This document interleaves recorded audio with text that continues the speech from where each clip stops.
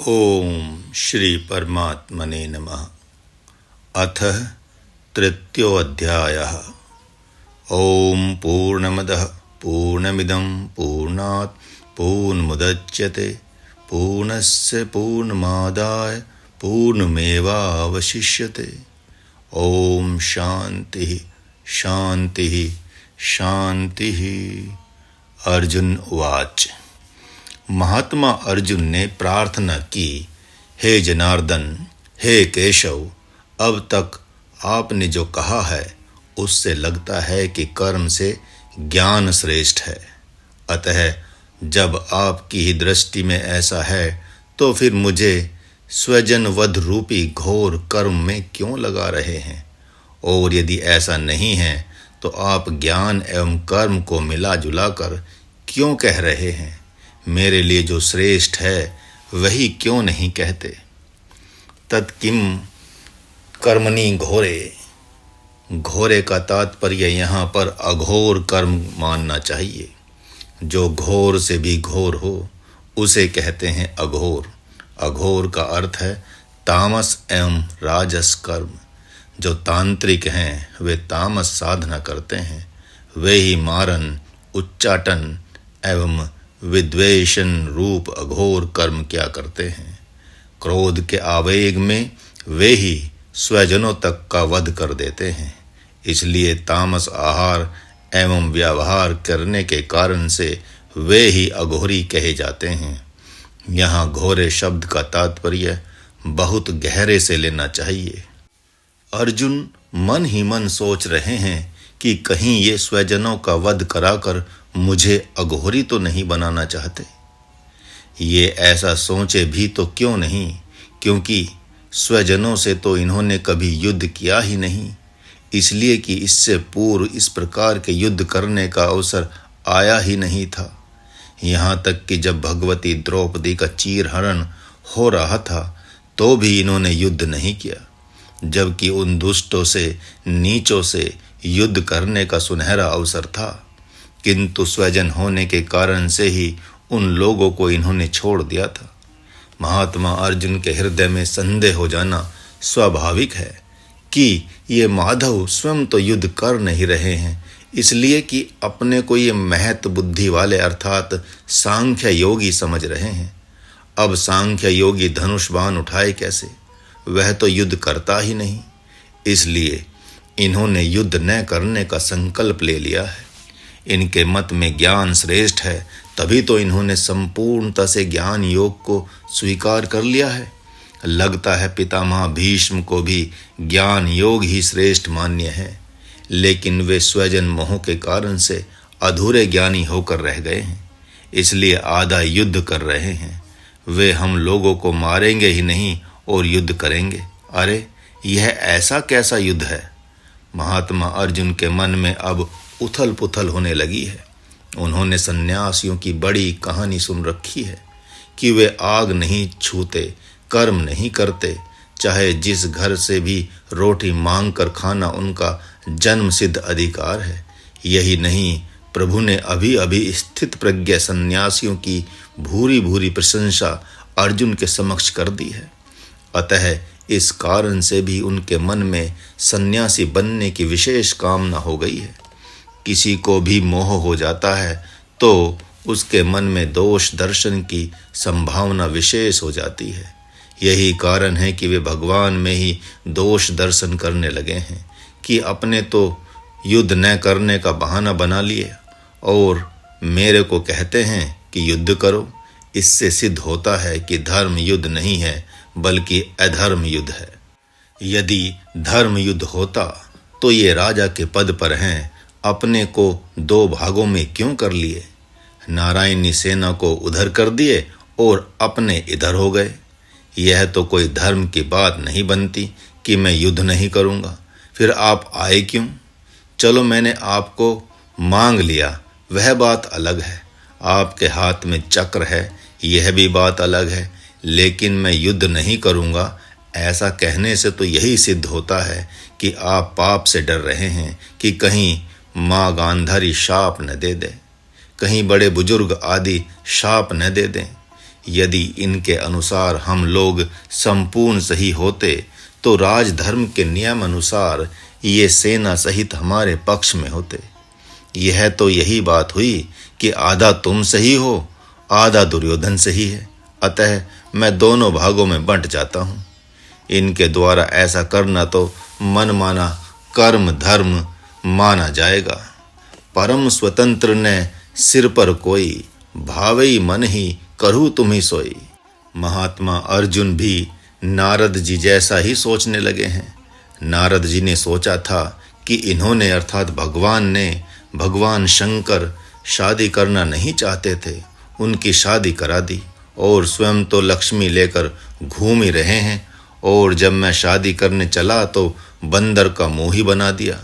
ये कैसे भगवान हैं? वैसे ही अर्जुन के मन में भी द्वंद्व युद्ध हो रहा है कि अपने तो युद्ध कर नहीं रहे हैं और मेरे ऊपर शासक बन बैठे, मुझे इस घोर कर्म में फंसाए जा रहे हैं और स्वयं को बाल बाल बचाए जा रहे हैं।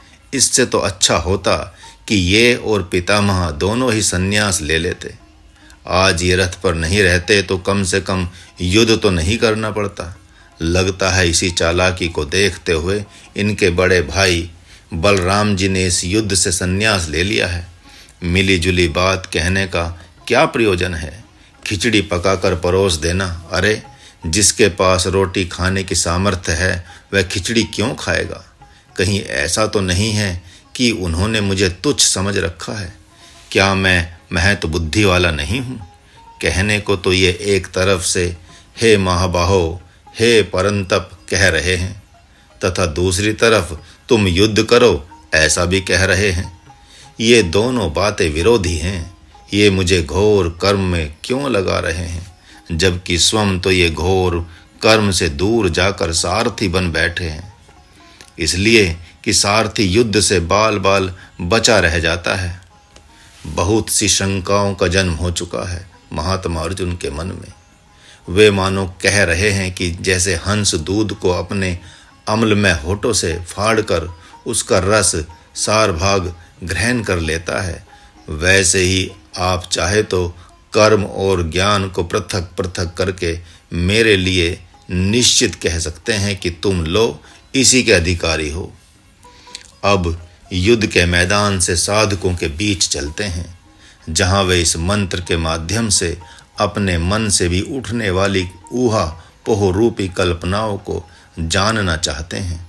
सद्गुरु के पास आने पर वहां साधना का दो भाग देखकर तथा अपने लिए मन चाही साधना को न पाकर ब्रह्मचारी के मन में भी कल्पनाएं उठने लगती हैं कि मेरे साथ गुरुदेव ऐसा क्यों व्यवहार कर रहे हैं, मुझे ये भोजन प्रसाद बनाने झाड़ू लगाने की ही सेवा क्यों दे रहे हैं, जबकि इनके यहाँ कोई ध्यान कर रहा है, कोई योग कर रहा है, कोई स्वाध्याय कर रहा है, तो क्या मैं उन साधनाओं में से किसी का भी अधिकारी नहीं हूँ? कहीं ऐसा तो नहीं है कि ये मुझे तुच्छ समझ रहे हैं, इसलिए झाड़ू लगाने बर्तन मांजने का काम दे रहे हैं। यदि यही कर्म मुझे करना था तब तो मैं घर में ही अच्छा था। महाराज के पास भी रहने वाले एक साधक को ध्यान ही करना अच्छा लगता है। ध्यान करने से भी इनको महाराज के साथ रहना अच्छा लगता है, जबकि इनका शरीर न ध्यान के योग्य है न महाराज के योग्य है। इसलिए महाराज ने उनसे कहा कि महाराज के साथ रहना है तो आपके लिए कठिन हो जाएगा। महाराज जहाँ जाएगा वहाँ जो भी कुछ मिलेगा खाना पड़ेगा। महाराज की व्यवस्था अलग हो एवं आपकी व्यवस्था अलग, ऐसा नहीं हो सकेगा। इसलिए सर्वप्रथम शरीर को स्वस्थ बनाएं। उन्होंने कहा कि ऐसा कैसे हो सकेगा? क्यों नहीं हो सकेगा? कुछ भंडार में काम कर लें, कुछ झाड़ू लगा लें, कुछ बर्तन मांज लें। और उन्होंने कहा यदि भंडार में जाऊंगा तो सब लोग दिन भर काम कराएंगे। महाराज ने कहा वहाँ विशेषाधिकार का प्रयोग करना, कहना कि मैं तो आटा गूंथने आया हूँ। आटा मलते मलते शरीर की मलाई हो जाएगी। उसके उपरांत थोड़ा झाड़ू लगा देना, उसमें स्वतः ही सिंहासन हो जाएगा, तथा दंड बैठक भी लगाना प्रारंभ कर दो। जिस दिन सुबह शाम मिलकर 100-150 दंड और बैठक हो जाएगा, उस दिन से शरीर स्वस्थ हो जाएगा। आपका शरीर वायु प्रधान हो गया है। जब वात, पित्त एवं कफ ये तीनों असंतुलित हो जाते हैं तो ऐसे साधक के लिए निश्चित रूप से कर्म करना चाहिए। उसके शरीर की ऐसी दुर्दशा इसलिए हो गई है कि जब सोने का समय नहीं था तब सोया, जब खाने का समय नहीं था तब खाया एवं कर्म करने के समय अकर्मण्य होकर रहा, जबकि उसे कर्म करना चाहिए था। और अब जब साधना का समय आया तो शरीर रोगी हो गया। अब ऐसे साधक के मन में गुरु के प्रति दोष दर्शन हो जाए तो गुरु क्या करे। एक दिन एक हरियाणा के भक्त ने कहा कि आप मुझे सन्यास दे दें। महाराज ने कहा, यह तो महाराज के मन में भी आना चाहिए कि आपको सन्यास दिया जाए। उन्होंने कहा कि मैंने तो आपसे पहले भी कहा था। महाराज ने कहा कि आप तो धर्म पत्नी को ही साथ लेके चले आए। परशुराम जी यदि धनुष बाण लेकर आएंगे तो लक्ष्मण कैसे जानेंगे कि ये ब्रह्म ऋषि हैं। वे तो यही समझेंगे कि ये वानप्रस्थी क्षत्रिय हैं, जो तपस्वी भी हैं और योद्धा भी। उन्होंने कहा, मैं इन साधुकों का नियम पालन नहीं कर सकता क्या? महाराज ने कहा, क्यों नहीं, किंतु उसके लिए आपको वानप्रस्थ आश्रम की दीक्षा दी जाएगी, जहां आप दोनों एक साथ जप तप करके भगवान को प्राप्त करेंगे। तब तक वहीं खड़े खड़े बात सुन रहे एक गृहस्थ आश्रमी ने कहा, बाबा, यह कैसा सन्यास है कि धर्मपत्नी मरती रहे और कोई सन्यास लेकर वन को चल दे। महाराज ने कहा, ऐसा ही सन्यास है। पत्नी मरे, बच्चे मरें, भाई बांधव हित मित्र मरें, अरे चींटियां मरती हैं, कीट पतंगे मरते हैं, उनकी तो चिंता करते नहीं।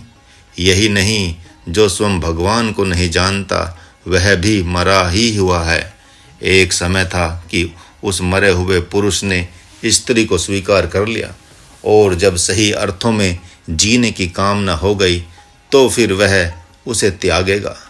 पत्नी को कहेगा, तुम भी सन्यास लो, मैं भी सन्यास लेता हूँ। और यदि वह सन्यास नहीं लेती तो पुत्रों के बीच धक्के खाए। वहाँ पुरुष का कोई भी कर्तव्य नहीं बचता। उसका पति तपस्या करे एवं धर्म पत्नी उसकी सेवा करे, नियम तो यही है। यदि ऐसा भी वह नहीं कर सकती तो इसका क्या उपाय है? शास्त्र यह बात एकमात्र पुरुष के लिए ही नहीं करता, वह तो मीरा जैसी साध्वी से भी कहता है कि जिस दिन निर्मल वैराग्य हो जाए वह अपने पति एवं घर बार का त्याग कर सन्यास ले ले। इसी से शास्त्र ने कहा है कि जिस दिन निर्मल वैराग्य हो जाए उसी दिन वह पुरुष या स्त्री सन्यास ले ले, बाल बच्चों की चिंता न करे। जब भीतर में कामना हो गई ब्रह्म पाने की तो उस समय आपका कोई कर्तव्य शेष नहीं बचता। भक्त अर्जुन को ब्रह्म पाने की कामना से सन्यास लेने की कामना नहीं हुई, अपितु मोह से हुई थी। एक माँ नाम के साधक से महाराज ने पूछा, 16 साल से तपस्या क्यों कर रहे हैं? आप ध्यान क्यों नहीं कर रहे हैं? कुछ देर मौन होने के उपरांत कहा कि मैं जो उत्तर दूंगा उससे आप संतुष्ट नहीं होंगे, क्योंकि उस उत्तर से मैं ही संतुष्ट नहीं हो पा रहा हूँ। ध्यान तो मैं शांति के लिए कर रहा हूँ, लेकिन आप बताएं किसके लिए करना चाहिए? महाराज ने कहा, स्वयं की प्राप्ति के लिए, ब्रह्म की प्राप्ति के लिए या चित्त शुद्धि के लिए। जब मैं कौन हूँ इसका पता चल जाएगा तो शांति मिल ही जाएगी। ब्रह्म प्राप्त होगा तो शांति मिल ही जाएगी। चित्त शुद्ध होगा तो शांति मिल ही जाएगी। ज्यायसी चेत कर्मणस्ते व्यामिश्रेणेयो वाक्येन। अर्जुन जैसे शिष्य के द्वारा आक्षेप हो गया है कि मिले जुले हुए से वचनों को आप कह रहे हैं, यह आप में शोभा नहीं देता।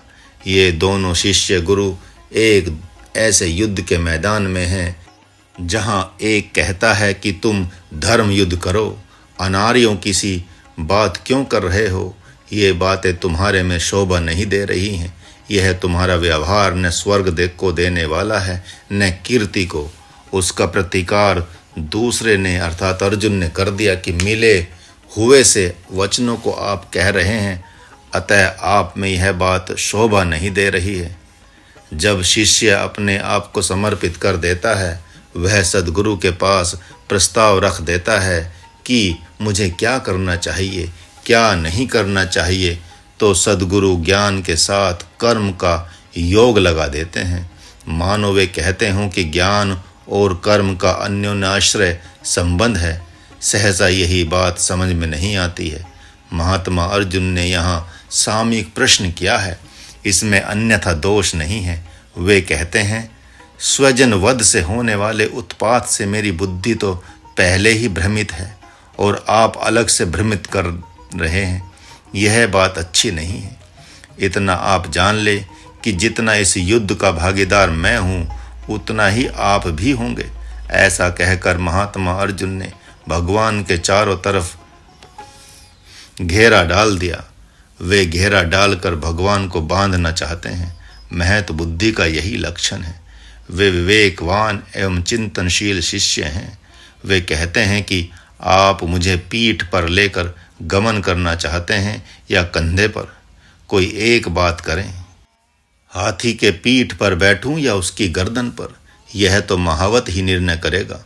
जो प्रथम बार ही हाथी पर बैठेगा वह क्या निर्णय कर पाएगा कि मुझे हाथी के सूंड के द्वारा गर्दन या पीठ पर बैठना चाहिए या हाथी की पूंछ पकड़कर। महावत को तो उसने आगे से, पीछे से, दाएं बाएं, अगल बगल सब ओर से बैठते देखा है। इस न्याय से महात्मा अर्जुन का प्रश्न शास्त्रीय है, युक्ति युक्त है, न्याय संगत है। भगवान ने अच्छी प्रकार से भांप लिया कि बात तो यह ठीक कह रहा है, इसलिए पहले की तरह आक्षेप करते हुए अर्थात भला बुरा कहते हुए उत्तर देने का मन नहीं बनाया। यद्यपि अर्जुन के मन में भगवान के प्रति दोष दर्शन भी हो गया है, किंतु भगवान जीव की कमजोरी को जानते हैं, जीव की विवशता को भी जानते हैं, इसलिए वह दोष उन्हें नहीं दिखाई पड़ रहा है। उन्हें तो मात्र यही दिखाई पड़ रहा है कि चलो यह दोनों अर्थात ज्ञान योग और कर्म योग में से एक की आज्ञा पालन करने को तो तैयार हुआ। अतः प्रभु ने बड़े आदर मान के साथ उत्साहित करते हुए उत्तर देना प्रारंभ किया। श्री भगवान उवाच।